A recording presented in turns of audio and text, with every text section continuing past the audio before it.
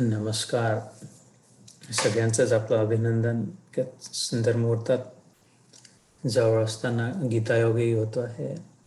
तोही 7वा अध्याय, ज्ञान विज्ञान योग, ज्यात त्यांनी सगळं कोळून ओतलं. आपल्या प्रिय सखा मित्र शिष्य भक्त अर्जुनासाठी ते वाचवून ठेवलेला प्रसाद, कोणी तीर्थ जपून ठेवलेला आपल्यापर्यंत पोहोचताय. गीता रूपानी त्यांचा संवाद आपल्या कानावर येतोय. महापरम सौभाग्य. त्यातही ज्ञान विज्ञान योग याच्या सुरुवातीलाच आपण मागच्या वेळेस पाहिलं होतं. सुरुवात केली तेव्हा पहिले सर्वप्रथमच तो म्हणतो, मयी आसक्त मना पार्थ योगम युंजन मद आश्रय असंशयम समग्रम माम यथा ज्ञाससी तत्शृणु. ठीक आहे, तुझं मन नाही लागत ना. 6व्या अध्यायात अर्जुन म्हणतो, चंचलम हि मनः कृष्ण प्रमाथि बलवदृढम वायोरीव सुदुष्करम. आपण ऐकलं, वाऱ्यासारखं सतत वाहत राहत, स्थिर नाही राहत, चंचल आहे. मन लावायचं मला, तुझ्यात इच्छा आहे माझी, पण लागत नाही, टिकत नाही.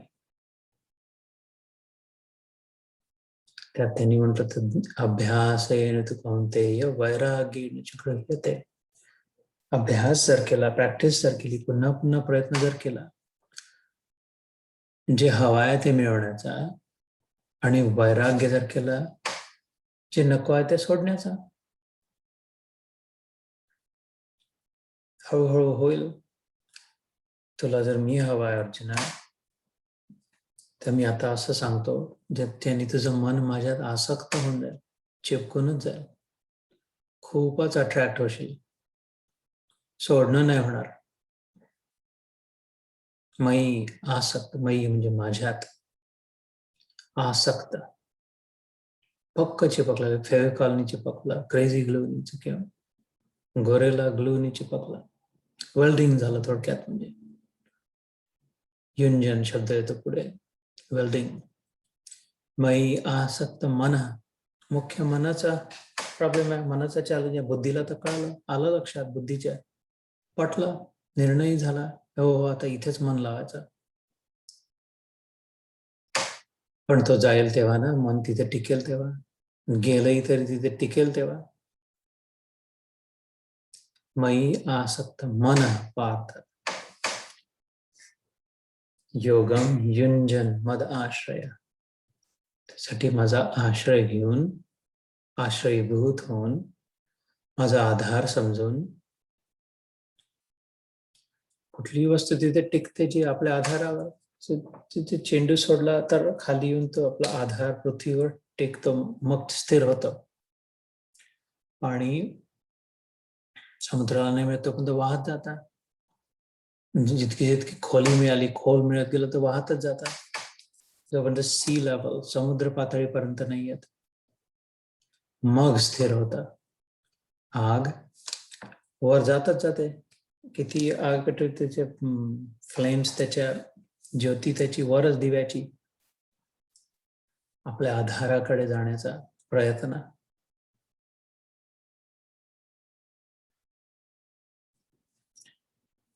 आकाश व्याप्त होण्यामध्ये आपला आधार म्हणतो. दाबून ठेवलं खूप डब्यात, हवा उघडल्याबरोबर ती व्याप्त, पुन्हा एक बाहेरच्या हवेत मिळून गेलेली स्पेस, जागा. तसंच आत्म्याचं स्वरूप आनंदमय आहे, आणि ते सतत परमानंदात, ज्याचा आधार आहे, आनंदाचा आधार परम आनंद, आत्म्याचा आधार परम आत्मा. एवढंच नाही, पण ईश्वर, सगळे जे आहे, तुम भगवान हो, ईश्वर हो, या सगळ्यांचा आधार परम ईश्वर, परमेश्वर, परमात्मा, परमानंद. हे खाण्याचं सुख, बघण्याचं सुख, नाचण्याचं सुख, ऐकण्याचं सुख, या सगळ्या सुखांचा आधार परम सुख.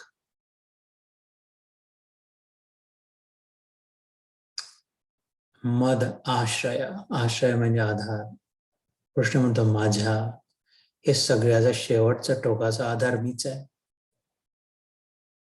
जोपर्यंत तू माझा आधार नाही स्वीकार करत, घेत नाही, जाणून नाही घेत, तोपर्यंत असंच राहणार जीवन. काही दिवस हे ट्राय केलं, काही दिवस त्या प्रयत्न केला, इथे थोडं मजा झाली, इथे थोडं वाटलं, आता दुसरीकडे वेकेशन, आता दुसऱ्यांसोबत संबंध, दुसरा जॉब, दुसरी साडी, दुसरी गाडी, दुसरी ताडी, निरनिराळे लेबल्सचे पितात, दुसऱ्या हॉटेलमध्ये खाल्लं, दुसरा मेकअप, दुसरे कपडे, दुसरे जोडे, दुसरी जोडी. कारण परम सुख त्या कशात नाही. थोडं सुख आहे, थोडं थोडं सुख वाळून जातं. मद आश्रय, श्रीकृष्ण म्हणतो जोपर्यंत नाही तोपर्यंत परम सुख नाही. मग हे भटकंती. मयी आसक्त मना पार्थ योगम युंजन मद आश्रय. मग मात्र चिपकशील की बसत जा, तिथेच बसून राहशील. कारण तिथून चाखणारं सुख, आनंद, शांती, सगळ्या शांतीचा आश्रय परम शांती. आजपर्यंत नशी अनुभवली नसेल, तिथून जाण्याचं मन नाही करणार. मग असंशयम समग्रम माम. दुसऱ्या ओळीत म्हटलं त्या श्लोकात, पहिल्या 7व्या अध्यायाची पहिला श्लोक, दुसरी ओळ. असंशयम समग्रम माम. मग काही डाऊट नाही राहणार. प्रश्न असं तर नाही आहे, तसं तर नाही आहे, अजून हे तर खाऊन पाहू, इथे तर जाऊन पाहू, यांच्याशी तर बोलून पाहू. मनच नाही उठणार इथून पहिले. नंतर करू बाकी सगळं. जसं आतापर्यंत उलट व्हायचं. देवाचं नंतर करू, आता हे भांडे घासायचे राहिलं, एवढा फोन कॉल राहिला आहे, यांना हॉस्पिटलचा राहिला आहे, देवाचं नंतर करू, नंतर ऐकू. त्याचे उलट होईल. पहिले हे, बाकी सगळं नंतर. कारण संशय नाही राहणार की शेवटी सार काय आहे, असार काय आहे. सारासार विवेक जागृत. असंशयम समग्रम, पूर्ण. अग्र म्हणजे टोकाचा, सम म्हणजे सगळे. जे काही सार आहे, जे काही जाणण्यालायक आहे, ज्याने काही फरक पडेल, ज्याला काही अर्थ आहे, ज्यात काही दम आहे, असं ज्ञान ज्यात सामर्थ्य आहे कायापालट करण्याचं. यथा ज्ञाससी, हे ज्याने तुला लक्षात येईल, ज्ञान मिळेल, कळेल, तत् शृणु, ते ऐक. मय्या आसक्त मना पार्थ योगम युञ्जन मदाश्रय असंशयम समग्रम माम यथा ज्ञाससी तत् शृणु. ज्ञानम ज्ञेयम विज्ञान. नुसतंच कोरडं पाषाण ज्ञान नाही सांगत मी तुला. आता ज्ञान नुसतं धडधड वाचलं, नुसतं ऐकलं, नुसतं रटलं, नुसतं पाठ केलं, पारायण केले, तसं नाही. कारण तिथं होऊन गेलं असतं काम. सविज्ञान, समजावून सांगतो. श्रीकृष्ण स्वतः म्हणतोय, उलगडून सांगतो, कोड्यासारखं नाही. सगळं ते कोडं सोडवून दाखवतो. जादूचा नुसता प्रयोग, अरे असं कसं झालं, रुमालातून कबूतर कसा निघाला, तलवारीने कापलेले 4 तुकडे पुन्हा एक कसे झाले, हे नुसतं कोडं जादू नाही. समजावून सांगतात त्याच्या मागची काय स्थिती आहे, कशामुळे झालं, कसं होतं. ज्ञानम ज्ञेयम सविज्ञानम, ज्ञानम तेहम सविज्ञानम इदम वक्ष्याम शेषतः. इदम हे सगळं मी वक्ष्यामी, समजावून सांगतो, अशेषतः, काही बाकी नाही ठेवत. आता उरलेली जी गीता आहे, पुढे 6 अध्याय झाले. 6व्या अध्यायापर्यंत ज्यांनी सत्प्रवृत्तीने, विश्वासाने ऐकलं असेल, त्यांच्या लक्षात आलं असेल शेवटच्या 2 श्लोकांमध्ये 6व्या अध्यायात ते सांगतात, तपस्वीभ्यो अधिको योगी, कर्मीभ्यश्च अधिको मतः, ज्ञानीभ्यश्च अधिको योगी, तस्माद योगी भव अर्जुन. इकडचं तिकडचं ज्ञान आणि हे तप आणि हे अनुष्ठान आणि हे जप आणि हे कर्म, तीर्थयात्रा, हे सगळं ठीक आहे. त्यापेक्षा सगळ्यात जास्त महत्वाचं हे आहे गीता योग. आणि त्यातही शेवटच्या श्लोकात सांगितलं योगिनाम अपि सर्वेषां, 6व्या अध्यायातला शेवटचा श्लोक आपण ऐकला. मद्गतेन अंतरात्मना, अशा योग्यांमध्येही महायोगी परमयोगी त्याचं मन माझ्यात रुतलाय, आता तिथून हटत नाही. मद्गतेन अंतरात्मना, खोचलाय आत्मा त्यात, ठोकलाय खिळा. इथे अमेरिकेत खिळे ठोकतो तर हाताने काढतात पुन्हा. भारतात खिळाचं ठोकणं बहादुरी केलीच कोणी तर मग ती भिंतच पाडावं लागते, खिळा नाही निघत. खिळा हवा असेल तर भिंत पाडावं लागेल. आणि सिमेंट कॉन्क्रीटमध्ये खिळा ठोकला.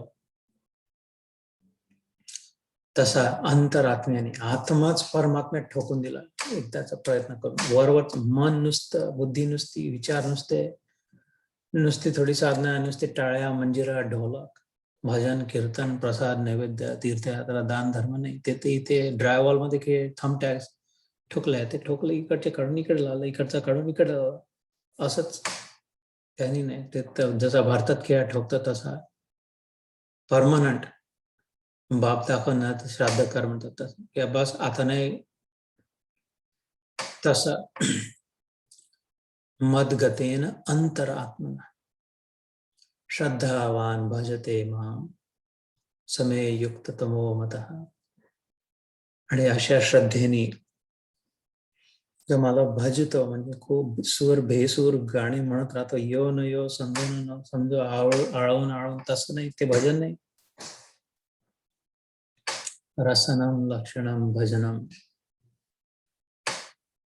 व्याख्या आली, ज्यांनी मनात रस उत्पन्न होतो, आनंद होतो, अश्रू व्हायला लागतात, प्रेम वर येतं.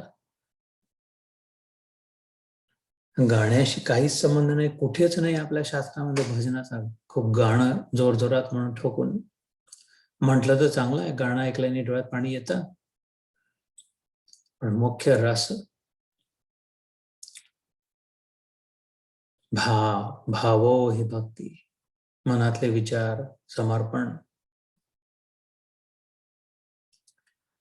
तर हे 6व्या अध्यायापर्यंत सांगून झालं, पण ते करण्यासाठी आता पुढची युक्ती इथपासून जी गीता सुरू होईल संपेस्तोवर, त्याचा निर्देश आहे की आता यांनी व्हायला हवं तुझं काम. हे जर लक्ष देऊन ऐकलं, समजून घेतलं, तर याने तुझं मन लागायला हवं. मी आहे समोर कॅमेऱ्यावर, प्रमाण देणार आहे की हो, त्याचं म्हणणं करावं तर बरोबरच होतं, झालं आणि होते आणि होऊ शकते. एकाचं झालं तर हजारांचं होऊ शकते. सर्वसाधारणचं जर होऊ शकलं तर असाधारणांचं तर नक्कीच होऊ शकतं, प्रामाणिकपणे स्वीकार केला तर. मी समजावून सांगतो. त्यात सांगितलं, यज्ञात्वा नेह भूयोन्य तज्ञातम अवशिष्यते. मैं तेरे लिए इस विज्ञान सहित तत्व ज्ञान को संपूर्णतया कहूंगा, जिसको जानकर संसार में फिर और कुछ भी जानने योग्य शेष नहीं रह जाता. असं नाही म्हटलं त्यांनी की बस याच्या पलीकडे काही ज्ञान नाही आहे, हे समजल्यावर मग पुढे अजून काही समजण्यासाठी उरलेलंच नाही आहे, असं नाही म्हटलंय. कोणी तार्किक म्हणेल की अरे मग याला तर सगळ्या देशांच्या राजधान्या माहित पाहिजे, सगळ्या देशांच्या करन्सी माहित पाहिजे, समुद्र सगळे किती खोल आहेत, सगळे पहाड किती उंच आहेत, कोणते ग्रह तारामंडलात काय आहे, कोणते केमिकल्स, कोणते सगळं माहित पाहिजे, फिजिक्सचे लॉज, गणित सोडवू शकला पाहिजे. असं जर असेल तर तसं म्हटलंच नाही. जे समजण्या लायक आहे, ज्याला काही अर्थ आहे, ज्यांनी काही उपयोग होतो आत्म्या परमात्म्याच्या संबंधात, या विषयाला धरून जे समजण्याला आहे, या कॉन्टेक्स्टमध्ये समुद्राची खोली मोजणारे आणि पहाडाची उंचाई मोजणारे, सगळे गणित सोडवणारे, परम आनंद झाले का, परम सुखी झाले का, परम प्राप्ती झाली का, त्या ज्ञानाने शेवटची प्राप्ती झाली का, तुकडे तुकडे ठिगळ जमा करून ज्यांना झाली त्यांनी जे ज्ञान मिळवलं ते मी सगळं सांगतो. ते म्हणतो, जानने योग्य शेष नहीं रह जाता. जानने को शेष नहीं रह नहीं जाता नहीं म्हटलं. Nothing worthy of really caring for. काय करणार, सगळे गणित सोडवून ते आलंही तरी ठीक कागदावर लिहूनही दिलं कोणी, ईमेल मध्ये पाठवलं, सगळ्या पहाडांची उंचाई, सगळे समुद्राची खोल किती आहे खोली कळवलंय तरी करणार काय, उपयोग काय? आता माझ्या मनात जी अशांती आहे, मला जो आनंद प्राप्तीचा अनुभव नाही होत आहे, माझं जे तळपण सुरू आहे, ते कुठे विकू मी? हे ह्या पहाड इतका उंच आहे, हा पहाड इतका उंच आहे, आणि मग मला आता शांती, बरं कोणी अन्न देऊन देईल, वस्त्र देऊन देईल, कदाचित देईल की ठीक आहे पैसे घ्या, पैसे नको आहे मला, पैसे आहेत माझ्याजवळ. मला तृप्ती हवी आहे, शांती हवी आहे, आनंद हवा आहे, सुख हवं आहे. ते देऊ शकता का? मी सगळं तुम्हाला ज्ञान देतो, गुगलवर पडला इतकं. हे विकत घेतल्या नाही जाऊ शकत, ते जे तुम्ही मागताय ते नाही विकत नाही घेऊ शकत. मग कसं जावं, कुठे मिळव? मला मुख्य ते हवं आहे, माझ्या आत्म्याची ती गरज आहे, आत्म्याला भूक आहे. एकदा मी सांगितलं होतं या सत्रात, योग वशिष्ठ रामायण, त्याला महारामायण म्हणतात, योग वशिष्ठ महारामायण. श्रीराम 17 वर्षाचे असताना आपल्या सद्गुरूंसोबत, वशिष्ठ मुनींसोबतचा संवाद त्यात. अजून तर सीतेचं दर्शनही नव्हतं झालं, तर लंका तर दूर राहिली. त्याच्या आधी रामायण घडायच्या आधी काही वगैरे सगळं, रामायण घडायच्या आधी महारामायण जे झालं, 17व्या वर्षात असताना दशरथ राजा विचार करून आले, आता हा 18चा होणार, 17चा झाला म्हणजे 18चा होणार, याला मी आता राज्य देतो. 18 वर्षाचा काबिल आहे. 16व्या वर्षी त्यांनी म्हटलं रामाने की मी आपला देश भ्रमण करून येतो, वेकेशनला जातो बाबा, टीनेज Ram, I want to go for a drive. आता कान्हा गेलाय विकेंडला कार घेऊन, तर मनात माधीच्या आणि माझ्या दोघांचे विचार आहे की अरे ठीक तर राहील, बरोबर तर चाललंय, गडबड तर नाही करणार, मित्रांमध्ये तर नाही फसणार, हमरी तुमरीमध्ये काही तर नाही होणार. 2 दिवस आता सतत त्याच्यासोबत त्याची आई चेक करते. तसं दशरथ राजालाही वाटलं की आता काय होतं काय नाही, भारत भ्रमण, देश भ्रमण करून भावांनाही घेऊन गेला आपल्यासोबत. पण आला जबाबदार मर्यादा पुरुषोत्तम श्रीराम, एकच उद्देश होता, आपला देश काय आहे, किती आहे, कुठे आहे, कसा आहे समजून घेणार, लोक कसे राहतात. जसं सिद्धार्थ निघून गेला एकदा, त्याच्यापासून मग पुढे तो सिद्धार्थ नाही राहिला, अर्थ सिद्ध केला त्यांनी आपल्या जीवनाचा, सिद्ध अर्थ गौतम झाला. तसा हा श्रीराम 16व्या वर्षी निघालेला, 17व्या वर्षी परत आला अयोध्येत. एकदम वैराग्य, कम्प्लीट ट्रान्सफॉर्मेशन. टीनेजर जरी गेला असला तरी योगी बनवला की काय, काही सार नाही तर मला, बापरे, ते जीवनाला काही अर्थच नाही. पाहिलं मी कसे राहून राहिले लोक, शेवटी कशी अवस्था होते, काय होते. घरी महालात अयोध्येत परत येऊन पडला, बस काही खोलीतून निघे ना, खाणं पिणं सोडलं, झोप उडून गेली, तर सगळे चिंतित, सगळ्यात जास्ती दशरथ राजा, की अरे आता मला वाटलं याच्यासोबत मी याला शिकवणं सुरू करतो, राजनीती, हितगुज थोडं, की चल लवकरच आता तुला युवराज पद, राज्य सोपवून मी रिटायर होतो, आणि आता एक उलट होऊन राहिलं सगळं. साध्या गोष्टींमध्ये याचं लक्ष नाही, राज्य तर सोड, खाण्यापिण्या लक्ष, वस्त्रांमध्ये काहीच, कपडा होता, काय झालं सांगायला खाली हेच की बस, सगळं पाहून वैराग्य आला. असार आहे संसार. 17व्या वर्षी या महामना महात्मा महापरमेश्वर, कारण उदाहरण द्यायला अवतार घेतला आता, मर्यादा स्थापित करण्यासाठी, मनुष्य बनून कसं राहायला जाऊ शकतं, कसं राहायला हवं, हा आदर्श स्थापित करण्यासाठी प्रत्यक्ष परमेश्वरा, तोच श्रीकृष्ण त्या रूपात. दशरथ राजा आपल्या गुरूंच्या चरणी पडले, वशिष्ठ मुनींचे, काहीतरी उपाय सांगा, इलाज करा, येतं अशाने तर गडबड होऊन जाईल. ज्याच्यावर सगळी माझी मदार होती, मुख्य ज्याच्या भरोश्यावर आता पुढचं माझं भवितव्य ते ठीक होणार होतं, राज्याचं, आपल्या राज्यातल्या नागरिकांचं, तो जर खोलीतून बाहेर पडण्याची आवश्यकता नाही म्हणतोय, जसं सिद्धार्थाचं झालं होतं, वैराग्य आलं, तर मग वशिष्ठ म्हणाले ठीक आहे, मी बोलतो त्याच्याशी. आणि मग रामा काय हे काय आहेत?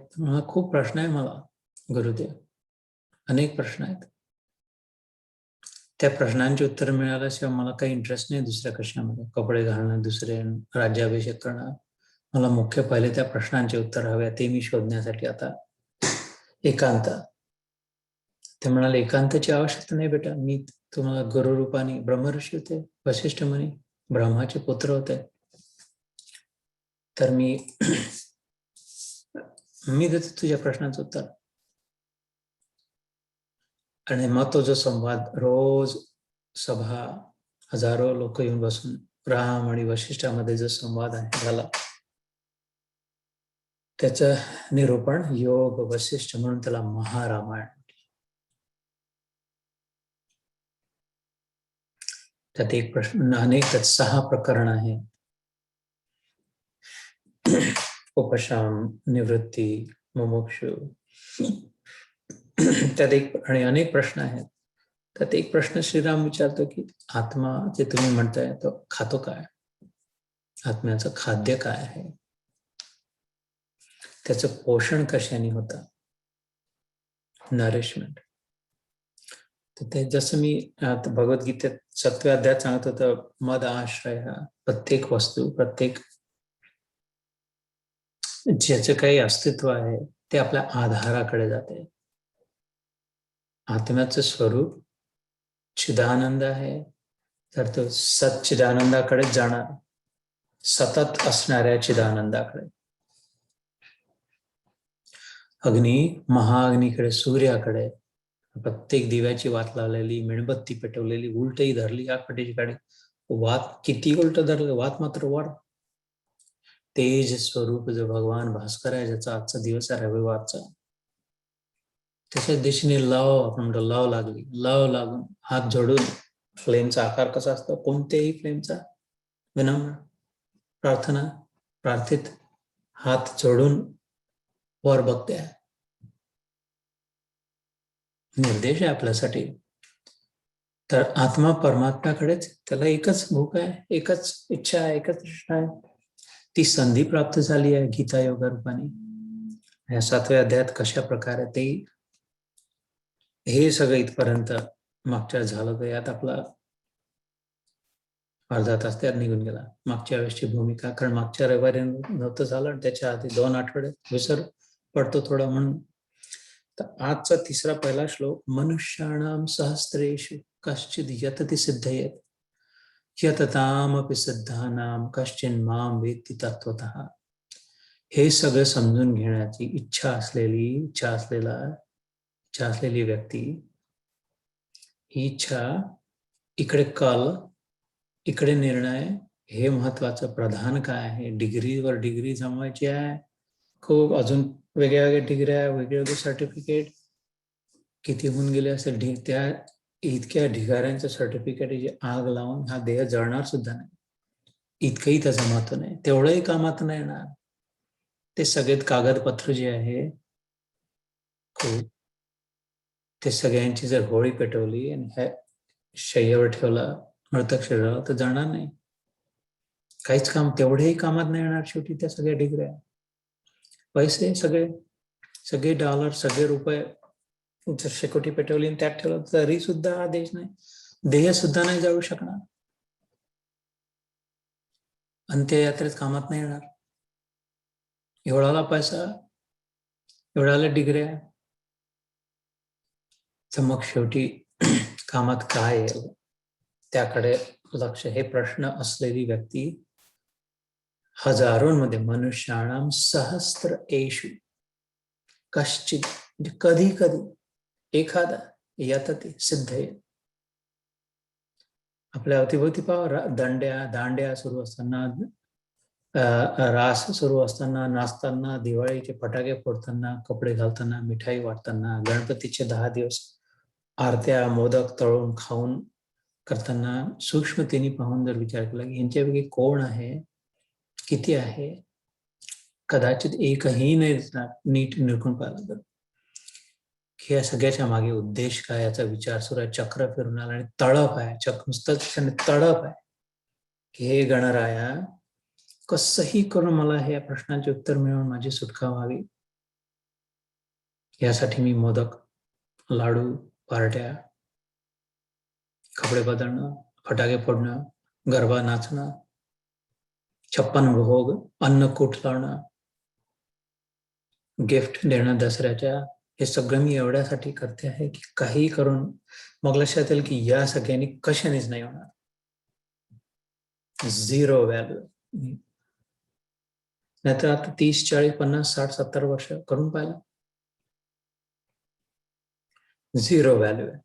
वेदांमध्ये सांगितलं याची स्वर्गप्राप्ती होईल याने, अजून चांगल्या जागी पोहोचायला, अजून चांगले कपडे, अजून चांगल्या गाड्या, ही गाडीची गरज नाही पडणार. मनाने जिथे जायचं तिथे चालले जावं स्वर्गात. मी डिओडरंट, अँटीपर्स्पिरंट, परफ्यूम लावायची गरज नाही पडणार, कारण तिथे घामच येत नाही, शरीराला दुर्गंधच नाही, साबणाची आवश्यकताच नाही, स्नान कधी नाही स्वर्गामध्ये, कारण शरीर जसंच्या तसं राहील हजारो वर्ष. अशी व्यवस्था जरूर होईल. गाडीची गरज नाही, साबणाची गरज नाही, आंघोळ करण्याची गरज नाही, म्हणजे साधनांची गरज नाही, पण त्या साधनांद्वारे जे सुख मिळते ते मिळत राहील. आनंद नाही मिळणार, शांती नाही मिळणार, प्राप्ती नाही होणार. तर त्या आरत्या, ते ढोल बजव, ते मोदक, लाडू, गरबा, हे सगळं हे वेदांमधलं आहे, उपनिषदांमधलं आहे, पुराणांमधलं आहे, शास्त्रांमधलं आहे, गीतेतलं आहे. माझा नाही आहे मसाला, पण अनुभव माझा आहे. ज्ञान इतरांचं असलं तरी अनुभव जरूर आहे. तर असं एखादी व्यक्ती निघते, श्रीकृष्ण म्हणता येते हजारो मध्ये हे सगळं सोडायला तयार आता. मनुष्याणाम सहस्रेषु कश्चिद यतति सिद्धे. मला आता सिद्धच व्हायचं. हे सगळे साधनांच्या पासून त्या पारतंत्र्यातून सुटकायचं, स्वातंत्र्य हवं मला. मी जी आहे, जिथे आहे, जशी आहे ती तिथे तशी मला परमानंदाची प्राप्ती हवी, सतत हवी आहे, निरंतर हवी आहे, अनन्य हवी आहे. इतकं झटणारी व्यक्ती एखादीच असते हजारो मध्ये. यतताम अपि सिद्धानां कश्चिन मां वेत्ति. अशा हजारो मधून एक, असे हजारो जर गोळा केले ज्यांना आहे, त्याच्यातून एक यतताम अपि म्हणजे अशांमध्ये सुद्धा, अपि म्हणजे सिद्धानां, की आता मी रेडी आहे. सिद्ध म्हणजे काय? रेडी आहे. बस देवा मी हे सगळं सोडायला रेडी. मनुष्याणाम सहस्रेषु कश्चित यतति सिद्धये. कधी कदाचित एखादी व्यक्ती हजारो मधून रेडी होते. की ठीक कशासाठी रेडी होते? हे सगळं सोडायला तयार आहे, मला हे सगळं नको, याचा काही अर्थ नाही. चौथा आहे हा, मला रस हवा आहे. रसवंतीत गेली मी आणि पेलाभर रस आणायच्या ऐवजी 2 पेले चौथा आणून ठेवला समोर, कोळून पेला, जी गाई समोर टाकतात तो उचलून घ्या रस. चावून एक थेंबही नाही निघाला, त्याला काही तृप्ती नाही होत आहे. म्हटलं मला बासुंदी वाढायची होती, बसली पंक्तीत, तर ते शेजारच्याने केलेली उलटी बासुंदी त्याला वाढली, त्यांनी उलटी आणि ती उलटी माझ्यासमोर वाटीत आणून ठेवली. ह्या बासुंदी, ही बासुंदीची आत्ताच पाजली होती, ती उलटली, हे 4 वेळी दिसते त्यात. अशी उलटी समोर आणून ठेवली माझ्यासमोर बासुंदी म्हणून. रसवंतीत गेले तर चौथा आणून ठेवला, खा म्हणून, गोरढोरास समजून. अशी माझी अवस्था आहे जीवनामध्ये, आणि मी भीक मागत फिरते सतत. नाही, थोडी द्या, अजून द्या, थोडी द्या, चाटून खाऊन. अशा हजारोंमधील एखादी व्यक्ती रेडी होती की मी हे चौथा नको, ही उलटी नको, काही नको, यातलं सगळं बस. I am ready for you God, I want you. असे हजारो जे रेडी आहेत, सिद्ध म्हणजे रेडी. यतताम अपि सिद्धानां कश्चिन मां एखादा, माम म्हणजे मला, वेदती, वेदती, वेद म्हणजे प्रकाशित, लक्षात येणं, समजणं, प्रकाश, टॉर्च, अंधारात टॉर्च टाकल्यावर काय दिसायला लागते, काय किल्ली कुठे आहे, इथे आहे किल्ली, ही किल्ली नाही, हे तर ज्येष्ठ मताचे चपारीची डब्बी आहे, त्याला वेदती म्हणजे प्रकाशमान होते, लक्षात येते, कळते, तत्वतः, तत्, तद्वत, असं आहे, तत्व म्हणजे, तद म्हणजे तस, असं, वत म्हणजे तद्वत, तत्वतः, तत्वतः, मनुष्याणां सहस्रेषु कश्चिद् यतते सिद्धये यतताम अपि सिद्धानां कश्चिन् माम वेदति तत्वतः, मला जाणून घेते, हजारों मनुष्यों में कोई एक मेरी प्राप्ति के लिए यत्न करता है, और उन यत्न करने वाले योगियों में भी कोई मेरे एक परायण होकर मुझको तत्व से अर्थात यथार्थ रूप से जानता है. तर हे भाग्य आहे की नाही, बाकीचे सगळे कामं सोडून इकडे सकाळ आहे, इकडची तिकडे संध्याकाळ आहे, सगळं सोडून पहिले आता इकडे लक्ष लागलं. कृष्णाच्या व्याख्येप्रमाणे हे जी जीवात्मे आहेत किंवा जे नंतर ऐकतात, आता जमलं नाही जरी, सोडून, काम सोडून, जे व्हॉट्सअप वरून, गीतायोग वरून, युट्यूब वरून ऐकतात, हे आपलं सौभाग्य आहे की नाही, की तर कुठेतरी काहीतरी गडबड लक्षात येऊन राहिली, हा चौथा यार, हे उलटी देऊन राहिलंय, भुरळ पडली होती, हिप्नोटाईज झालं होतं मी, इतका लय वर्ष निघून गेलाय, टिकत नव्हतं काही, दुसरं काही सार इथे नसणार, इथे लक्ष जाते. हे जे हजारांमधून एखादा म्हटलाय जो रेडी व्हाल होतो सिद्धीसाठी, त्यात आपला नंबर लागला ना, निदान त्या हजारोंमधून एक आहे, त्याचा अजून जरी नसेल लागला, पण हजारोंमध्ये, सहस्त्रेषु, थाउजंड्स मधून त्यात आपला नंबर लागला ना, इथे चांगली लॉटरी लागली, कारण याच लॉटरीतून पुढची दुसरी महा बंपर ड्रॉ होणार आहे, करोडोंमधून हजार निवडून देतात, हजारांमधून एखादा निवडून, आपण इथपर्यंत तर पोहोचलो.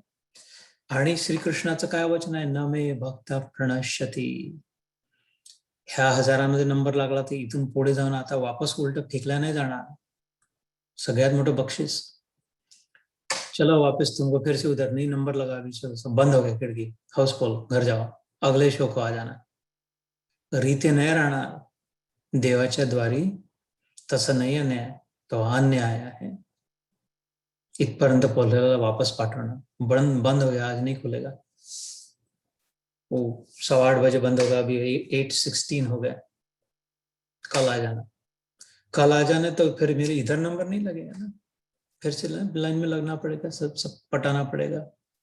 नाही, देव म्हणतो न मे भक्ता प्रणश्यती, जिथे आहे तिथेच, हे आपण 6व्या अध्यायातही ऐकलं,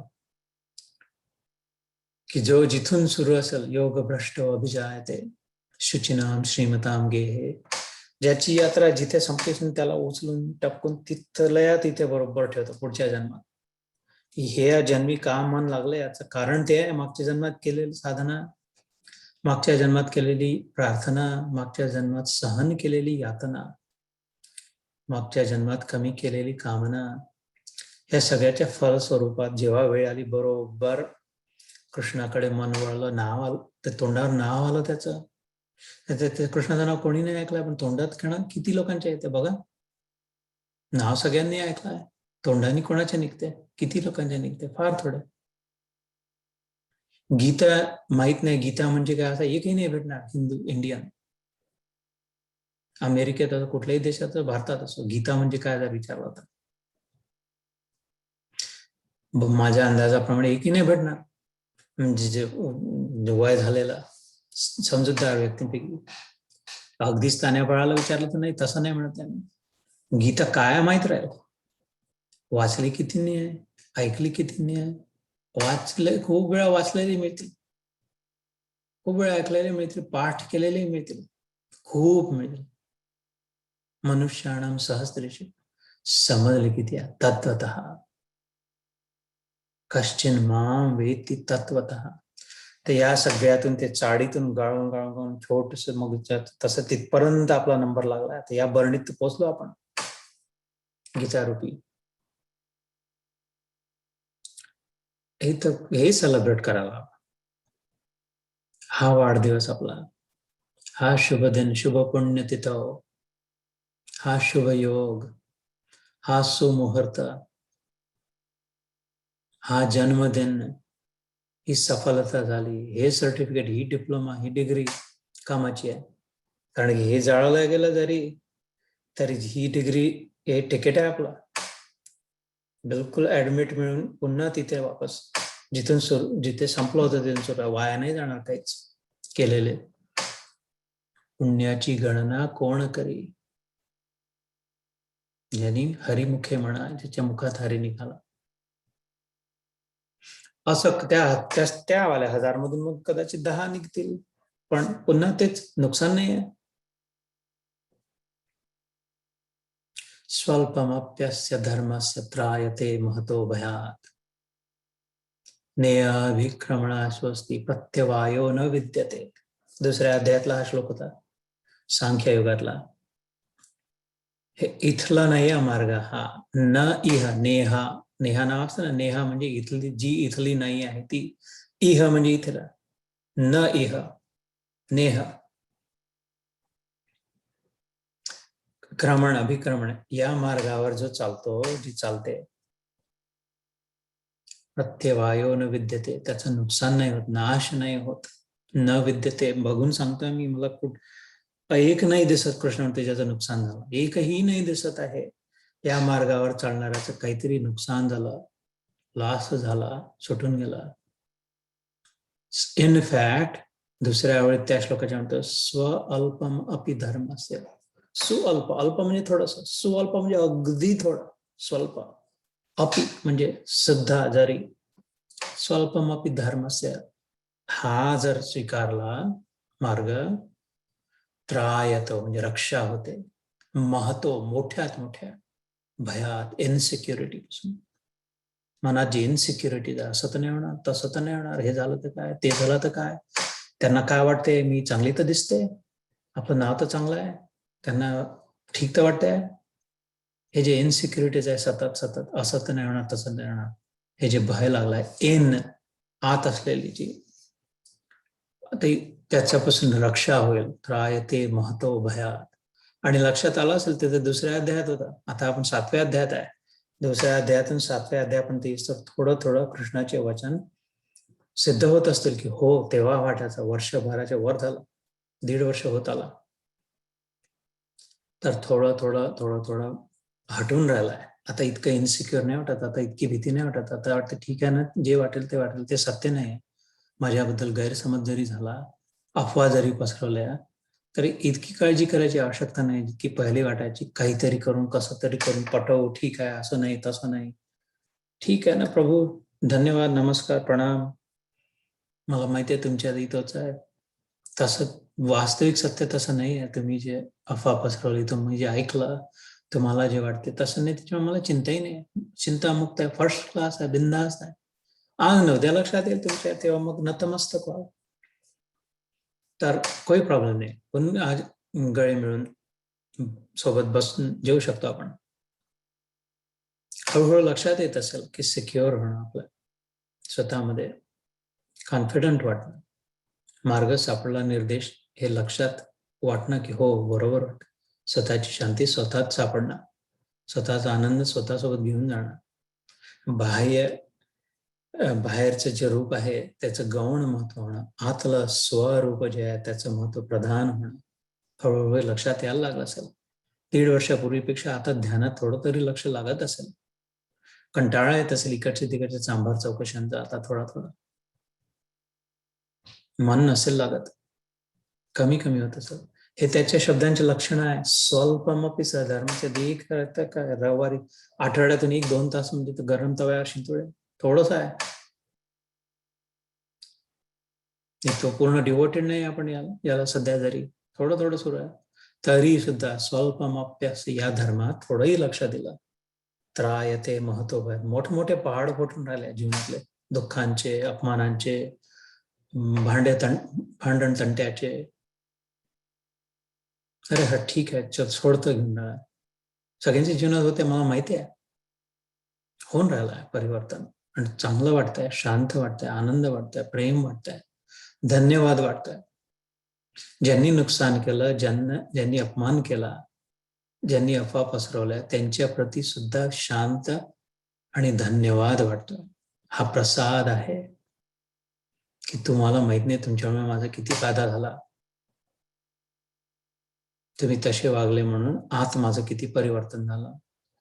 काय सार असार लक्षात आलं, खरं खोटं कळलं. धन्यवाद प्रभू. प्रसादे सर्व दुःखानां हानिरस्योपजायते, प्रसन्न चेतसो ह्याशु बुद्धिर्पर्यवतिष्ठते. ब्रह्मभूत प्रसन्न आत्मा न शोचति न कांक्षति, समम सर्वेषु भूतेषु मदभक्तिम लभते पराम. हे गीतेतले श्लोक सगळे, की बस अशी प्रसन्नता मिळाली, इथून वेगळा एक झरा प्राप्त झाला. ते टाक्यातलं सडकं पाणी प्यायची आवश्यकता नाही वाटली. आता विहिरीतला गाळ साफ करण्याची मेहनत नाही करायला लागत आहे. स्वतःचा झरा प्राप्त झाला, असा प्रसाद मिळाला. सगळ्या दुःखांची हानी त्याचा की माझा स्वतःचा रस प्राप्त झाला. बाह्य स्पर्शेषु असक्त आत्मा. बाहेरच्या डिपेंडन्सीज, एक्सटर्नल स्टिम्युलस हे खाऊन पिऊन ऐकून वाचून असक्त झालं. तिथून आता त्यात आसक्ती नाही राहिली, सक्ती नाही, जबरदस्ती डिपेंडंट नाही राहिला. एवढे धुरंधर लाभ होतात आहेत. हे कोणत्या डिग्रीनी मिळाल, किती PhDs विकल्या तर हे प्राप्त होईल. हे त्याचं वचन सिद्ध होऊन राहिला इथे आपल्या स्वतःच्या अनुभवात, स्वतःच्या जीवनात. यततामपि सिद्धानां कश्चिन माम वेत्ति तत्वतः. जितक्या जितक्या प्रमाणात कळेल तितक्या तितक्या प्रमाणात आनंदच मिळेल. दुःख नाश होईलच. दुःख निवृत्ती आणि सुख प्राप्ती हे त्याचं प्रॉमिस आहे. Promise of the Gita. गीताची प्रॉमिस आत्यंतिक दुःख निवृत्ती आणि आत्यंतिक सुख प्राप्ती. समूळ नाश दुःखाचा आणि संपूर्ण स्वतः सिद्ध सुखाचा झरा त्या जागी. तर हे 3 श्लोक झाले. अजून 2-3 करू. भूमिरापो अनलो वायु खम मनो बुद्धिरेव च, अहंकार इति यम्मे भिन्न प्रकृतिरष्टदा. 4था आणि 5वा श्लोक. अपरेयेमिदं तु अन्यात् वेत्ति मे परां जीवभूतं महाबाहो ययेदं धारयते जगत्. भूमि, आप, अनल, वायु, खम, मन, बुद्धि, अहंकार. भूमि, रापो, अनलो, वायु, खम, मनो, बुद्धिरेव च आणि बुद्धी. अहंकार इति यम्मे भिन्ना प्रकृतिर अष्टदा. बघ, तो म्हणतो अर्जुना, मी आता तुला माझ्या स्वतःबद्दल समजून सांगतो. मी कोण आहे, कसा आहे, हे सगळं काय आहे, हे कोणाचं आहे, कोणी बनवलं. ज्ञानम ज्ञेयम सविज्ञानम म्हटलं ना, त्यांनी उलगडून सांगतो, डिटेलमध्ये सांगतो, नीट समजावून सांगतो. नुसतं लेपाथापी करून फॉर्म्युले पाठ करून, पाढे पाठ करून दिले, त्याच्या मागचा सिद्धांत नाही कळला तर उपयोग नाही. तसं भूमी, आप. भूमी म्हणजे सॉलिड्स, जे काही सॉलिड आहे, टणक जे आहे, ठोस जे आहे. भूमी म्हणजे पृथ्वी जशी ठोस आहे, दगड, माती असं हातात धरलं तर ते विरघळून नाही जात. असं केलं, उडलं जरी वाऱ्याने छोटं असलं पण ते पुन्हा सॉलिडचं सॉलिडच आहे. जे कुठलं सॉलिड आहे भूमी. आप म्हणजे फ्लुइड, लिक्विड. मग राखेल असो, पेट्रोल असो, पाणी असो. वास्तविक सगळ्यात महत्वाचं आप, म्हणजे जल म्हटलंय फ्लुइड मध्ये, म्हणून सर्वसाधारण आप म्हणून निर्देश होतो पाण्याकडे. सगळ्यात महत्वाचं फ्लुइड. समजा असं म्हटलं कोणी की या पृथ्वीवरचा एक दिवसासाठी सगळे फ्लुइड्स गायब होते. एक फ्लुइड देतं तुम्हाला, जे तुम्ही एक फ्लुइड म्हणाल ते ठेवतं, बाकी सगळे एक दिवसासाठी गायब होतं. कोण तुम्ही निवडा. मला वाटतं जवळ 99% पृथ्वीवरचे जन म्हणतील एक ते पाणी नावाचं, जल नावाचं जे फ्लुइड आहे ते नका नेऊ. ठीक आहे, पण पेट्रोल न्या, रॉकेल न्या, नारळाचं तेल न्या, नवरत्न तेल घेऊन जा, सगळे घेऊन जा. जी काय फोडण्या नाही कदाचित दिल्या जाणार. तूपही घेऊन जा, तूप साखर नाही खाल्ल्या जाणार. एक दिवस झूम करून ऑफिसचं काम करून घेऊ, बसून राहू, कारण पेट्रोल नाही, पेट्रोल पंप तसेही बंद होतात. पाणी नका नेऊ. जसं प्रधान आहे म्हणून आपो नारायण, भूमी आप जे म्हटलंय, म्हणून त्याला आप म्हटलं की निर्देश जनरली पाण्याकडे होतो, कारण सगळ्यात महत्वाचं तेच आहे. पाणी नाही तर बाकीचे येऊन फायदा काहीच नाही. दुसऱ्या दिवशी जग मरून जाईल. सगळी एवढं पेट्रोल जसंच्या तसं सगळं, तूप किती पिणार? तूप पिऊन ताण भागेल की ताण अजून लागेल? तर म्हणून तर महत्व. तसंच भूमी सॉलिड, सगळ्यात आपल्या समोर माती, गोटे सॉलिड, पण सगळे जे सॉलिड झाले आहेत ते पृथ्वीतूनच निर्माण झाले आहे. सिमेंट, कॉन्क्रीट, विटा, माती, गोटे, लाकडं, झाडं, हे सगळे ते एका मुख्य सॉलिड मधून आले.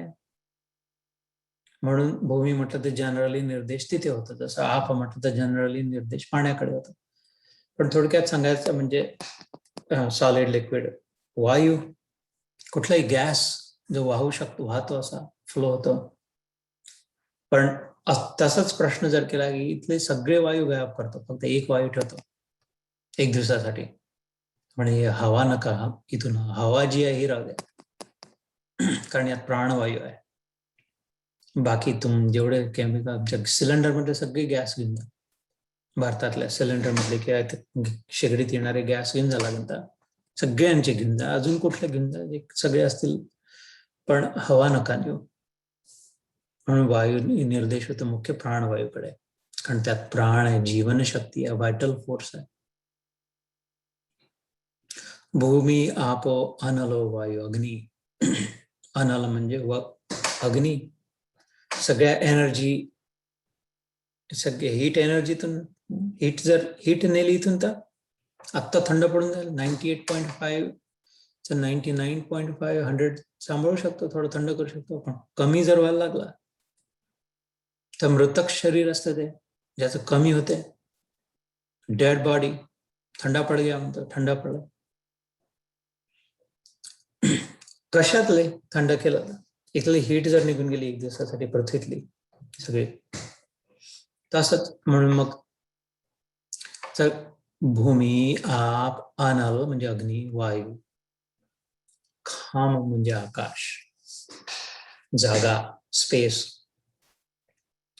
एक क्षणही नाही लागणार कंप्लीट सृष्टी नष्ट भष्ट व्हायला, कंप्लीट परमनंटली डिस्ट्रॉय व्हायला, जर आकाश दूर झालं, स्पेस क्रश सगळं, जागा नाही आहे तर मग माझ्या पोटात जागा आहे म्हणून पोट आहे, सगळ्या शरीरात सगळीकडे जागा आहे म्हणून ठीक आहे. जागा नसते ते एकदम चिपकून जाईल, पोट पाठीला, डोळे मागे मस्तकाला, सगळं एकदम क्रश, एवढं मोठं भरत शरीर होऊन जाईल, लेचू पेचू. किंवा बाहेर जागा नसली तर दबून मरून जाईल. भूमी आप अनलो वायू खम म्हणजे आकाश, मन बुद्धीने निर्णय करणं, समजण्याची शक्ती नसली तर मग दगड.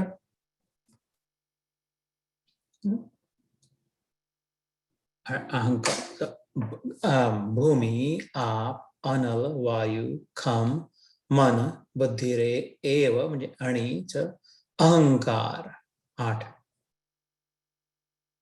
भिन्न प्रकृती अष्टधा, अष्टभुजा देवी असते ना, 8 वेपन्स घेऊन असते, तिचं ही माझी आहे प्रकृती, मी बनवली आहे, मला माहिती आहे, माझ्या भोवती आहे, माझ्यामुळे आहे, माझी आहे, बिलॉंग्स टू मी. सगळे सॉलिड्स, सगळे लिक्विड, सगळे गॅसेस, एअर्स, सगळे मन, सगळे बुद्धी करण्याचा विचार करण्याची शक्ती, त्याचं जर मन आहे त्याला द्यावं ना. तो जर म्हणतो की माझं मन आहे तर ज्याचं आहे त्याला द्यावं. त्याची बुद्धी आहे तिकडचं त्याच्या सामग्रीचा विचार करण्यापेक्षा ज्याची आहे त्याच्याबद्दल विचार करावा. अहंकार ही त्यालाच बिलॉंग होतो. तर मग त्यात अहम भाव करावा. अहम म्हणजे काय? माझेपणा, मीपणा, माझेपणा. तर दोन मार्ग आहे. एक तर मी तोच आहे, अहम ब्रह्म अस्मी, किंवा मी त्याचा आहे, मी भक्त आहे तो भगवान आहे. मैं और मेरा, मी आणि माझा, हा अहंकार आहे ना. अहंकाराला अहंकारी म्हणजे काय? या दोन गोष्टींमध्ये ते भूत असे एक प्रकारचं भूत असतं. ते खंब्यातून खालून वर चढते, वरचं टोक मिळालं तर खाली जाते, खाली पाय लागला तर पुन्हा वर जाते. ते जे भूत असते वर खाली वर खाली वर खाली वर खाली वर खाली पूर्ण वेळ. कारण युग युग काटायचे त्या भूताला. तसं अहंकाराचा भूत काय? मी माझा, मी माझा, मी माझा, मी माझा. पुन्हा हे मी आहे, हे माझा आहे, मी आहे, माझा आहे. तर तो म्हणतो हे माझा आहे. अहंकारही त्यालाच बिलॉंग होतो. तर मग त्यालाच एक तर मी तो आहे, तत्त्वम असी, तो तूच आहे, की अहम ब्रह्मास्मी, मी ब्रह्मच आहे. ज्ञान मार्गाने किंवा भक्ती मार्गाने, प्रेम मार्गाने मी त्याचा आहे. भक्त और भगवान, स्वामी और सेवक, दाता और भिखारी, ठाकुर और पुजारी, प्रेमी और प्रेमास्पद, मी आणि माझा. त्यात अहम भाव लावा, ज्याचा आहे त्याला. नाही तर चोरी आहे की नाही? मन जेव्हा इथे तिथे जाते तर सतत चोरी होते. बुद्धी फालतू गोष्टींमध्ये अडकली आहे, विचार करते, तर सतत चोरी होते. म्हणतो आम्ही तर अपनी ईमानदारी से खाते, अपना कमा के खाते. अहम भाव, अपना मी, माझं जर कळलं नाही कोण वास्तविक कोण आहे बाबा तू, तुझ्यात तू कोणाचा आहे, सतत चोरी होते. इतका अन्याय, इतके पाप, सतत पाप. नो वंडर मग 84 लाख घुमूनच राहिला, अजून सुटका नाही होत आहे. दुःखाचा अनुभव सुटतच नाही, कारण आग बंदच नाही करत आहे. चटके बसणारच आहे. रॉकेट फेकूनच राहिले, सतत त्याच्यावर पेट्रोल टाकूनच राहिलंय. सतत चोरी सुरू आहे, तर सतत पाप होऊन आला. मग दुःख नाही तर काय? हे उलगडून कसं कळेल?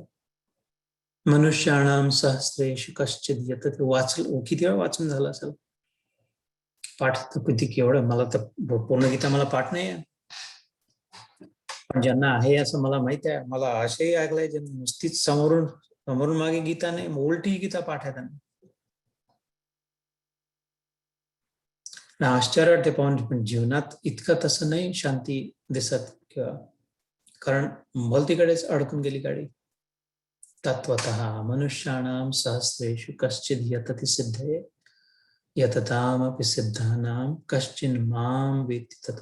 मन बुद्धीचे त्याला समजण्याची निघाली. संस्कृतचं व्याकरण आणि या शब्दाचं असं संधी विग्रह थोडंफार हलकं फुलकं ठीक आहे, पण त्यात सार नाही. आजपर्यंतचे जे सगळ्यात मोठे प्रकांड पंडित समजले जाऊ शकतात, सर्वमान्य आदि शंकराचार्य संस्कृतचे, त्यांनी स्वतःच लिहून ठेवलंय, नाही नाही रक्षती डुकरुम करणे. डुकरुम म्हणजे व्याकरण, यांनी रक्षा नाही होणार. भज गोविंदम मूढमते, पगल्या गोविंदाचं भजन कर, या व्याकरणात नको फसू, ग्रामर मध्ये आणि नॉलेज मध्ये त्याच्यामध्ये. तर भूमिरापो अनलो वायु खम मनो बुद्धिरेव च अहंकार इति यमे भिन्ना प्रकृतिरष्टधा. हा माझा, ही माझी प्रकृती, हा माझा स्वभाव. आपण निसर्गाला प्रकृती म्हणतो ना, प्रकृतीत असं होतं, प्रकृतीत तसं होतं, प्रकृतीमध्ये चलता रहता है. निसर्ग म्हणजे सहज जे आहे, निसर्ग म्हणजे जे सहजतेने, फुलं सहज लागतात. फुलांमध्ये वास, आपण रोज रात्री चुपचाप जाऊन परफ्यूम टाकून नाही, ते सकाळी येतं वास मिळेल. साखरेंची इंजेक्शन टोचून टरबुजात गोडीने टाकत. बदमाश गुंडे करत असेल ती वेगळी गोष्ट आहे, पूर्वी करायचे, आताही करत असेल. जीएमओची आवश्यकता नाही. जेनेटिकली मॉडिफाईड ऑर्गॅनिझम्स त्यात टाकून जी आवश्यकता नाही, सहज आहे तो निसर्ग. सहजम कर्म तु कौंतेय सदोषमपि न त्यजेत. कर्म सहज होऊ शकतात, आणि जे सहज कर्म असतात त्याचा दोष नाही लागणार अर्जुना तुला, त्याचं पाप नाही लागणार. जे सहज कर्म करशील, जे कर्म आवश्यक आहे ते करशील आणि सहजतेने करशील, नॅचरल राहून जर करशील, खूप आटापिटा ओढाताणी करून, जबरदस्ती अट्टहास करून, मन कुठेतरी अडकून खटून असंच झालं पाहिजे, तसंच झालं पाहिजे, हेच करायचं तेच करायचं, करूनच दाखवेल, काठी बांधून, तर मग दोष लागेल. पण सहजम कर्म तु कौंतेय सदोषमपि न त्यजेत. त्यातले जे दोष आहेत त्यांचा त्याग नको करू, ते दोष तुला चिपकणार नाही. कर्मात दोष आहेच असं एकही कर्म नाही ज्यात दोष नाही, म्हणजे सहज कर्म आहे ते चिपकणार नाही. आपण जेव्हा मार्करने एखाद्या प्लास्टिकवर लिहितो तर ती शाई टिकत नाही, थोड्या वेळाने वाळून जाते. काही केलं है ना, तर ते दुसरीकडे लिहिलं तर टिकते, याच्यावर नाही टिकत. तसं कमळावर पाणी घसरून जाते. पद्मपत्र मेवा आंबसा आपण ऐकलं होतं. तेल पाणी एकत्रित नाही होत कधी. तसं सहज जे असेल ते तुला नाही, त्याचं बाधा नाही होणार, बंधनात नाही पडणार. कर्मबंधन जे म्हणतो, दुःख नाही मिळणार तर सहज कर्मातून. म्हणजे निहित कर्म जे आहे, समोर आलेले जे कर्तव्य कर्म जे समज, ते जर सहजतेने केले, जेवढं शक्य आहे, जसं शक्य आहे, फक्त त्यात जर आसक्ती नाही केली की याचा परिणाम मात्र चांगलाच व्हायला हवा, याचा परिणाम मात्र आम्हाला काही प्राप्ती व्हायला हवी, याचा परिणाम असाच व्हायला हवा, इतकाच व्हायला हवा, याच वेळी व्हायला, नाही तो तिथून मग ते सहज नाही, मग तिथून दोष लागेल आणि दुःख मिळेल. कर्मणेव हि अधिकार, कर्मणीएव हि अधिकार आहे. डिलिव्हर करण्यामध्ये तेवढंच सहजता आहे, एक्झिक्यूट करण्यात. द्या दूधवाला आला तर विचार करून पहा, दूध दिलं त्यांनी, घरी येतो दूधवाला, 2 लिटर दूध दिला, धन्यवाद, पण निघाला खाली नाही. त्यांनी म्हटलं थांबतो 2 मिनिटं, कशासाठी नाही पाहतो तुम्ही काय करता त्या दुधाचं. गंमत वाटली, ठीक आहे बस. आणि मग गॅसवर ठेवला गरम करायला. अरे नाही नाही नाही नाही नाही, मध्ये किचन मध्ये आला, इतकं हाय फ्लेमवर नाही, लो फ्लेमवर करा, मीडियम करा, ठीक आहे. आणि मग साय व्हायला लागला, साय काढायला लागली, अरे नाही नाही नाही, साय झालाच खाली नाही दूधवाला, तर दूध द्यायला आला तर चल निघून जाता, नाही आता थंड करा, नाही आता फ्रीज मध्ये नका ठेवा, इथे ठेवा, नाही आता त्याला असं, पण मला दही नाही करायचं आहे, दूध प्यायसाठी, नाही नाही नाही दही करा. बापा कोणता दूधवाला आहे हा? का, पण मी दूध दिलं ना, दूध मी आणलं ना, मी नसतं तर दूध नसतं मिळालं ना तुम्हाला, माझ्यामुळे तर दूध मिळाला. चुप राहा. आणि आता त्याला घोसाळा, आता त्याला लोणी बनवा, आता त्याच्यात तूप काढा, आता त्याच्यावर पिठी साखराची नाही, अरे पिठी साखर टाका. असं करून तर हा दूधवाला हाकलून देईल, पागल झाला म्हणा. कर्मणी एव ही अधिकार असते मा फलेषु कदाचन, आपण ऐकलं.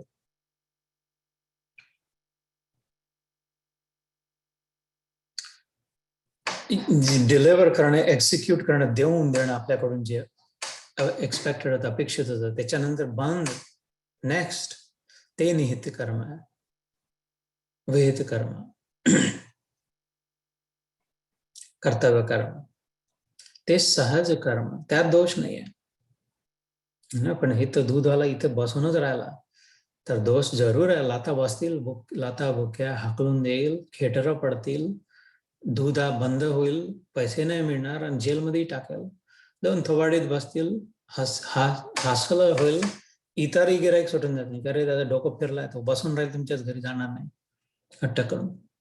इतकं नुकसानावर नुकसानावर नुकसानच नुकसान, का ते इथे हट्ट केला की मी जे दिलेलं आहे त्याचा असंच व्हायला हवा, चल भाग यहाँ से, तशी सृष्टी सेटिंग आहे, तू जे केलेलं आहे भाग यहाँ से, चल भाग, निघलं आगे. मुलं केले, मुलांना वाढवलं, इतकं केलं, असं केलं, वाढलं, लोकांना दिलं, हे दिलं तिथे संपलं, भागो अभी नाही तर जूते खा यहाँ से. आणि खातच आलं, लक्षात आलं आता, शेवटी जाऊन अपमान करतातच. इतकं केलं, कल्पनाही नाही, कळू नाही शकत आईने काय केलं मुलांसाठी. शक्य नाही, समजू नाही शकत किती काय कसं सहन केलं, काय काय केलं. असंभव आहे. तर बरोबरच ऐकतो आपण, पण प्रत्यक्ष अनुभव कुठल्याच व्यक्तीला होऊ नाही शकत. त्याच्या आईला, तिच्या आईला काय करावं लागलं, इतकं केलं, आणि शेवटी अपमान,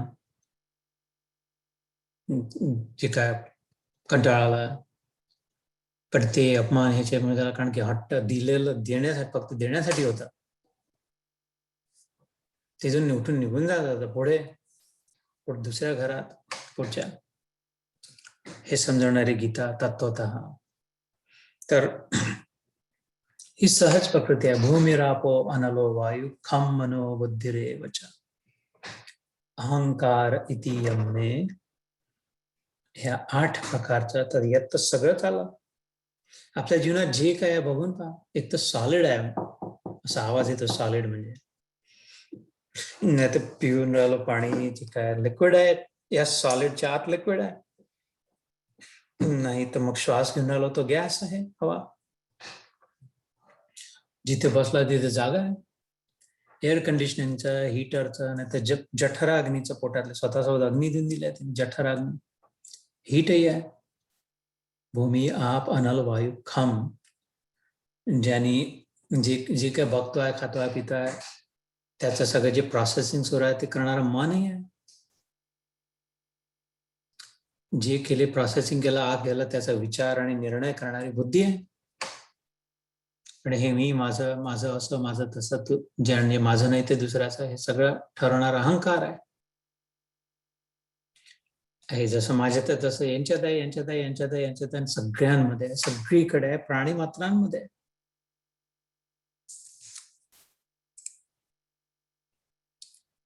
तर ह्या सगळ्यांमध्ये असलेला भूमी, आप, अनल, वायू, खम, मन, बुद्धी एवचा, ही सगळीच्या सगळी प्रकृती तो म्हणतो माझी आहे.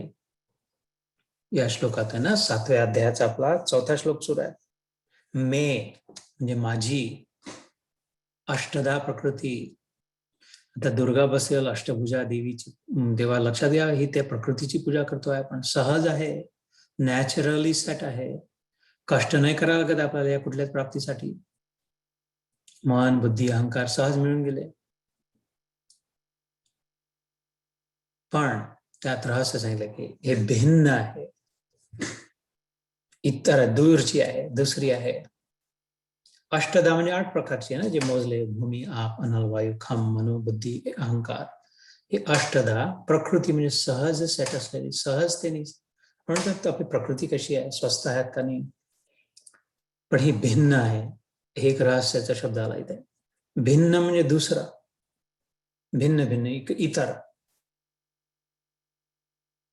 पराया, जसं म्हणतो सेपरेट. माझी आहे पण भिन्न आहे. पुढच्या श्लोकात त्याचं रहस्य उलगडतो 5व्या. अपरये मितस्तु अन्यात् प्रकृतिं विद्धि मे परा जीवभूतं महाबाहो ययेत धारयते जगत. ही भिन्न आहे, दूरची आहे, बाहेरची आहे. याच्या व्यतिरिक्त अजून काय राहू शकते? Solid, liquid, gas, space, energy.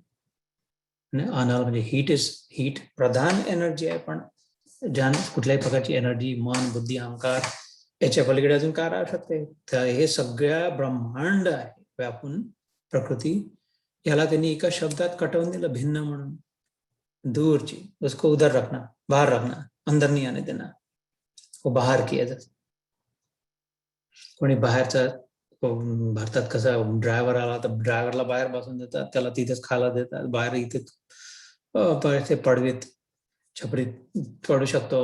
किंवा अजूनही कोणी काही सिमेंट, माती, रेतीचं टाकणार आला तर म्हणतात हा ठीक आहे, 5,000 रुपये तिथेच थांबा, तिथूनच आत नाही येऊन बसून सोफ्यावर बसा, मग खा, तुमचं चरणचंपी करतो, असं काहीच नाही होत त्यांचं. माणूस तर तोही आहे नाही, कारण तो भिन्न आहे, इतर आहे. त्यांचं महत्व कमी असते, कामापुरती असते, जेवढ्याला तेवढं असते. तर हा म्हणतो इथे केवढं रहस्यमय, हा शब्द समजून घ्यायला, भिन्न. हे सगळं ब्रह्मांड कामापुरती, तेवढ्यासाठी आहे. याचं काही महत्व नाही, हे आपलं नाही आहे.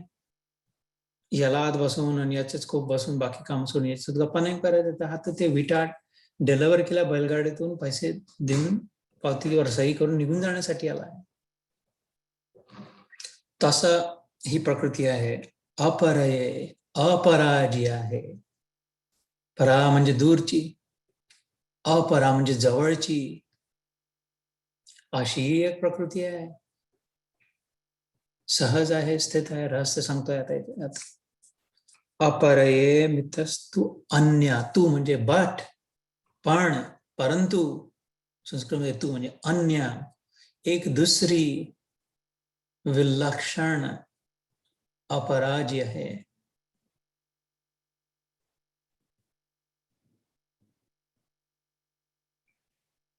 प्रकृतिम विद्धि मे परा, विद्धि,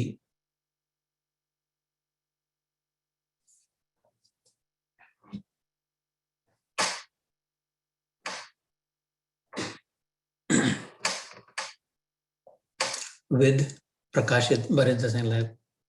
मे माझी परा, माझी जी परमनंट म्हणू शकतो लागेल तर पर, जी माझी मुख्य, माझी जवळची, माझी आतली जो स्वभाव आहे, प्रकृती आहे.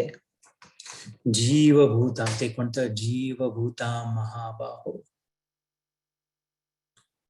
येदम धारयते जगत. हा श्लोक करून थांबव वाचन, मग ध्यान करू आणि मग पुढच्याच पुन्हा इथूनच सुरुवात करू.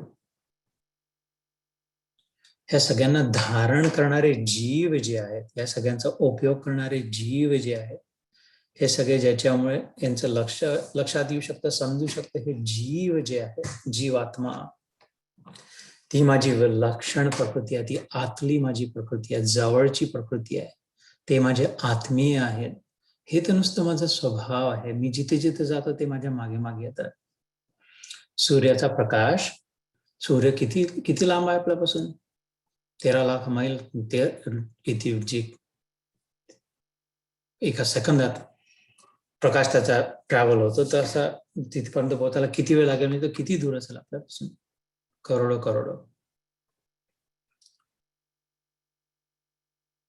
त्याचा प्रकाश सहज आहे. त्याची बाहेरची हा जो प्रकाश पडतोय प्रकृती, त्याच्या आत जे वैभव आहे, त्याच्या आत जे तेजपुंज आहे, त्याच्या आत जी शक्ती आहे, त्याच्या आत जे आकर्षण आहे, त्याच्या आत जी उष्णता आहे, त्याचं तर काही सांगूच नाही शकत, विलक्षण आहे. त्याची आतली, त्याची स्वतःची, त्याच्या जवळची जी आहे, जिच्यामुळे हे सगळा प्रकाश ब्रह्मांडात पसरतो आहे, ज्याच्याकडे त्याचं लक्षही नाही आहे, तो आपल्या यात्रेत आहे, सहज आहे. तो जिथे जातो ते प्रकाशित होते, तो जिथे नसतो तिथे अंधकार होतो. तसं हे ईश्वराचा, तो जिथे ते तो आहे म्हणून त्याच्या अराउंड हे सगळं अष्टधा प्रकृती पडली आहे इथे. भूमी, आप, अनलो, वायू, खम, मन, बुद्धी, अहंकार. त्याचं लक्ष नाही, त्याला माहिती नाही, हे तर नुसतं इफेक्ट आहे त्याचा, त्याच्या अस्तित्वाचा इफेक्ट आहे, ईश्वराच्या प्रभाव आहे नुसता. प्रभाव म्हणजे किरण, हा त्याच्या अस्तित्वाचा प्रभाव मात्र आहे, ज्यात अडकलो आहे आपण. वास्तविक तो स्वतः स्वरूप सांगतो, माझी वास्तविक शक्ती, माझं मद स्वरूप, आत्मीय मी, माझे जे आहे ते जीव आहेत, म्हणजे आपण, आपलं वास्तविक स्वरूप. शरीर, मन, बुद्धी नाही, अहंकार नाही समजू शकत. आत्ताच त्यांनी सांगितलं की हे बाहेर हे कामाचं नाही, इतकं महत्वाचं नाही, ते असतेच नेहमी पडलं, याचं काही किंमत नाही. हे तुझे आत्मीय नाही, हे ते माती गोटे डिलिव्हर करायला आले, त्यांना त्यांचे पैसे पावती देऊन पाठवून द्या. हे तुझे गुरु संत नाही आहे तुझ्या घरात बोलून ज्यांची चरणचंपी करावी. ते जीवभूतम महाबाहो, महाबाहो अर्जुनाचं नाव आहे. Mighty arm, big guy, big, जसं म्हणतो महापुरुष, महामना, बडे आदमी, बडे भैया, जसं तसं महाबाहो, कारण की तो खूप स्ट्रॉंग आर्म होता, मोठे हात. तोही अजानुभव होता अर्जुन सुद्धा, श्रीकृष्णासारखा. नारायण ऋषी होते पहिलेचे दोघं. नारायण ऋषी श्रीकृष्ण होत चे अवतार, आणि नर अर्जुन. हाही महाभाव आणि तोही महाभाव आहे. जीवभूतम महाबाहो य इदम धारयेत जगत. संपूर्ण जगत आलाय, अष्टधा प्रकृतीला ज्यांनी धारण केला म्हणजे घातलाय. जसं हा शर्ट, माझं क्लॉजेट उघडलं तर निरनिराळ्या रंगाचे, निरनिराळ्या आकाराचे, निरनिराळ्या प्रकाराचे कपडे दिसतील है ना. सूट बूट टाय सगळं दिसेल. आणि आपल्या झब्बा, म्हणजे कधी कुठे पठाणी सूट, नाही तर कुठे गुजरातीचा गरबा, नाही तर टी शर्ट्स, व्यायामाचे वेगळे दिसतात, गीतासाठी वेगळे निरनिराळे दिसतील. अनेक प्रकारचे तुमच्या क्लासेट कपाट उघडले, पेट्या उघडल्या तर दिसतील. जोड्यांचं नका उघडतात तर खूपच दिसतील. पण धारण करणारा ते सगळे इतके निरनिराळे आहे, छान छान वेगवेगळे. धारण करणारी एकच आहे. हे कोणाचे कपडे आहेत म्हटलं तर माझे आहेत. इतके, हो. कोण घालते इतके? सगळे मीच घालते. डिपेंडिंग ऑन केव्हा काय कसा आहे तसा. ते कपड्यांचं महत्व आहे की जी धारण करते तिचं महत्व आहे. पूजा करायची जर झाली, राखी जर बांधायची झाली, इतक्या राखी इथे बहिणी खूप आहे अमेरिकेत भेटल्या आहेत सगळ्या. तर माझा शर्ट समोर करून दिला, कुर्ता घातलेला एखादा, की आता आज तर हाफ स्लीवचा घातलाय, पण पफ फुल स्लीवचा म्हणलं याला राख्या बांधत, त्याला कसं राख्या, त्याचा काय संबंध? धारण करणारा जो आहे त्या शर्टांना, धार येते जगत घालणारा जो आहे जीव, जीवात्मा म्हणजे आपण स्वतः ह्या शरीराला घातलाय, आपण मनाला धारण केलाय. पहिले आत बनियान, मग त्याच्यावर शर्ट, मग त्याच्यावर अजून वेस्ट, आणि मग त्याच्यावर अजून कोट, असे निरनिराळे धारण केले आहे. प्राणमय कोश धारण केला, मग त्याच्या आपला अन्नमय पहिले कोश धारण केला शरीर, मग प्राणमय कोश धारण केला. थंडीच्या दिवसात थर्मल घालतो, अजून आत अजून एक लेअर घालतो, आतलं स्वेटर जसं असते. त्याच्यानंतर मग मनोमय कोश धारण केला, मग विज्ञानमय कोश धारण केला, आणि मग आनंदमय कोश. आत हे इतके सगळे लेअर घातल्यावर आत गरम वाटते. आता एवढ्या थंडीमध्ये नाही, मला गरम वाटतंय, चांगलं वाटतंय, कारण हे सगळे कोश घातले तसे, जसं तसं आनंदमय कोश. पण त्याही ज्याला गरम वाटतंय छातीला, शरीराला, तो मी आहे का वास्तविक? तो मी काढून ठेवतो नाही, मी तर त्याच्या आत असलेला आहे. आनंदमय कोशाच्या आतलाही आत्मा सांगितलं होतं. मा म्हणजे संख्येमध्ये मी, आत्मा, आत्मीय आहे, आत्मीय म्हणतो आपण. हे आमचे आत्मीय आहे, म्हणजे मीच आहे, यांच्याही आत मीच आहे. आत्मीय कोणाला म्हणतो? हे माझ्यासारखेच आहे, मीच आत्मीय आहे. यांच्या हाती मीच आहे आणि याच्या हाती मीच आहे. तर हे पुढच्या वेळेस आपण अजून नीट डिटेलमध्ये डिकोड करू.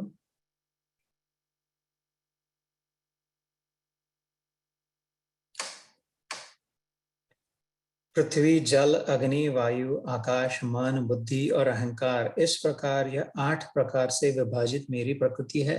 हे हिंदीत वाचून दाखवतो आहे. यह 8 प्रकार के भेदों वाली तो अपरा अर्थात मेरी जड़ प्रकृति है. अपरा, परा पश्यंती, जसं आपण जप करतो, वैखरी, मध्यमा, पश्यंती आणि परा, म्हणजे अगदी जेव्हा मनात जप करत असतो, कोणाला कळणारी नाही, ओठी नाही हालत आहे, कोणाचं चिंतन, कोणाचं नाम जप करतात, तर परा म्हणतो आपण ना. आणि थोडं चुटपुट चुटपुट ओठ हालायला लागले, काहीतरी म्हणून राहायला, लक्षात यायला लागलं.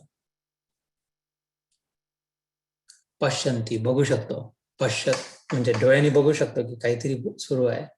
माध्यम म्हणजे ओम नमो भगवते वासुदेवाय, हरे कृष्ण कृष्ण कृष्ण हरे हरे, राम राम राम हरे हरे, जय श्री राम. की नुसतं तोंडाने नाही बघत आहे, कानानी पण ऐकू येते मध्यमा.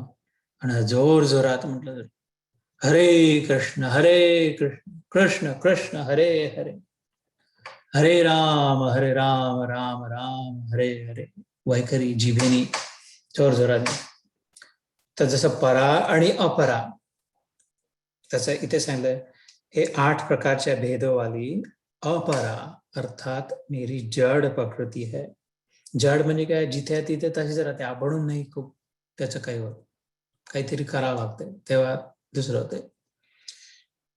परंतु हे महाबाहो, इससे दूसरी को, जिससे यह संपूर्ण जगत धारण किया जाता है, वह जीव रूपा मेरी चेतन प्रकृति जान। परा, वह मेरी जीव रूपा परा अर्थात चेतन प्रकृती जान. थोडक्यात सांगायचं म्हणजे दुसरी आणि आपली, दुसऱ्याची आणि आपल्याची, दूरची आणि जवळची, बाहेरची आणि आतली. तर हे सगळं प्रकृती, ज्याला प्रकृती प्रकृती प्रकृती निसर्ग निसर्ग निसर्ग करत आलो, ते बाहेरचा आहे, दूरचा आहे, इतकं आपलं नाही आहे. आणि जे आपण जीवन, जे चैतन्य जे आहे, ज्यांनी लक्षात येते, समजतं, कळतं, म्हणजेच आपण आपलं स्वतःचं स्वरूप, तो देव म्हणतो तो माझा स्वतःचा आहे. आणि आपल्यासाठी म्हटलं ही माझी आहेत. एक दोन जर गोष्टी कळल्या तर खूप रहस्य मोठं कळू शकते. कारण यातून मग 100 गोष्टी उलगडायला लागतात रहस्य. या दोन गोष्टींमधून जसं अजून 200 गोष्टी उलगडतील, आपला पुढचा विचार करू. म्हणून पुन्हा इथून सुरुवात करू थोडी. कारण की माझं स्वतःचं समाधान नाही होऊन राहिलं की नीट हे उलगडून रहस्य उलगडलं म्हणून थोडं थोडं वरवरच निर्देश केल्यासारखं वाटतंय. म्हणून we will spend more time. पुढच्या अर्धा तास या 2 श्लोकांना कदाचित पुन्हा घालवू आणि मग पुढे जाऊ की सो व्हॉट. मग तो सांगतो की अच्छा ठीक आहे, मग पुढे काय, पुढचं बोलण्याचं. तर बरोबर एक्झॅक्ट वेळ झाली आपली, बरोबर वेळ सुरुवात झाली ती. इथं थांबवू, एक 5-6 मिनिटं ध्यान करू आणि मग भगवत चर्चा 5-10 मिनिटं करू. जय श्री कृष्ण. उद्या अगेन जन्माष्टमी येते.